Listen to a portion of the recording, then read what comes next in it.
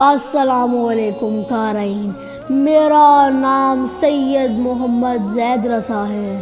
میرا آج کا موضوع ہے کل نفس ذائقۃ الموت، میرے مرنے کے بعد۔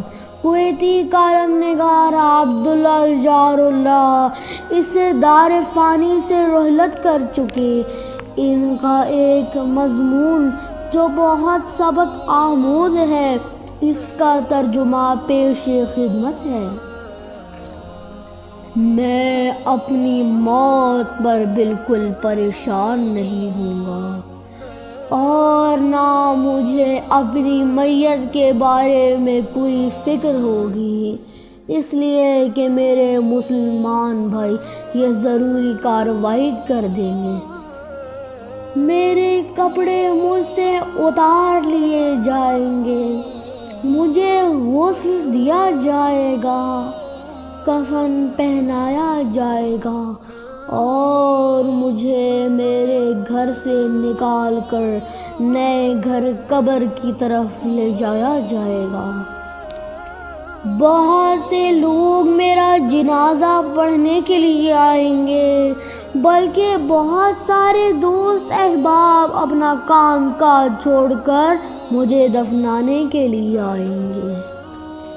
میری چیزیں مجھ سے لے لی جائیں گی، میری چابیاں، کتابیں، بریف کیس، بٹوا، جوتے اور لباس سب کچھ مجھ سے الگ کر دیے جائیں گے۔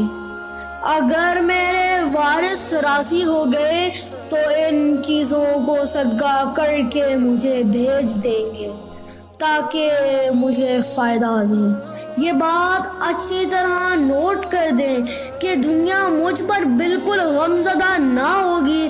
دنیا کا نظام چلتا رہے گا اور اقتصادی سرگرمیاں رواں دوا رہیں گی۔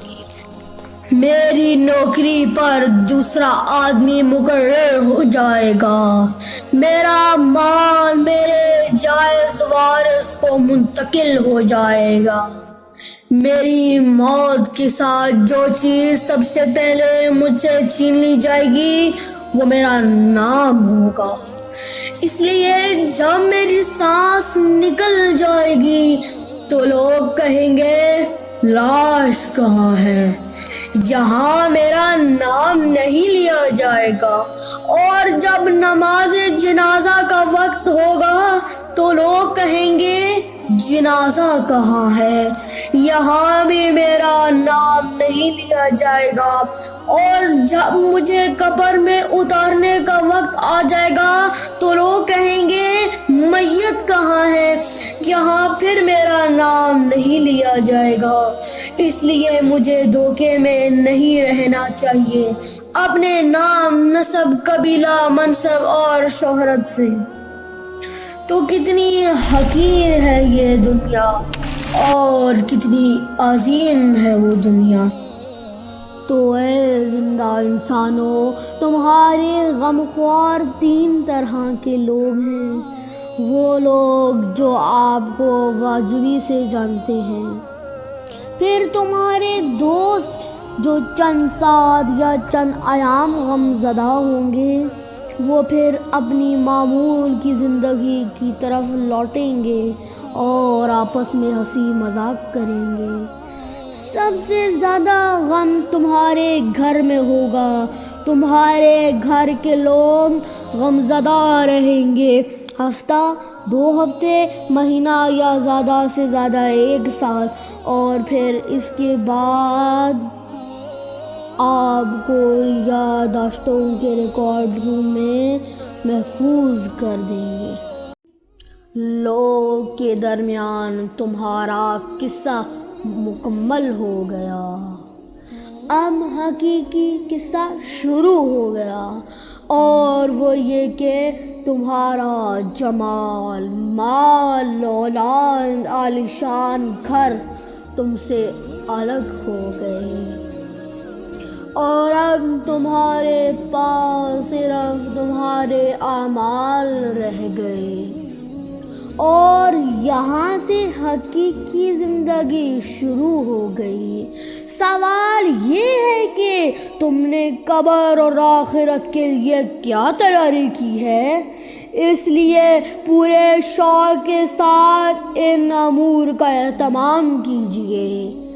فرائض کا اہتمام، نوافل کی کثرت، خفیہ صدقے کی ادائیگی یا نیک اعمال۔ رات کے پچھلے پہر اللہ کے سامنے کھڑے ہو کر عاجزی کرنا تاکہ تم نجات پا سکو۔ اگر تم نے اپنی زندگی میں ان امور کے بارے میں لوگوں کو یاد دہانی کرا دی تو تم کو اس کا بدلہ قیامت کے دن میزان حسنات میں بھاری ملے گا۔ مرنے کے بعد انسان تمنا کرے گا کہ کاش میری زندگی کچھ اور لمبی ہوتی تو میں اللہ کی راہ میں صدقہ کرتا، لیکن مرنے کے بعد انسان کی مہلت ختم ہو چکی ہوگی۔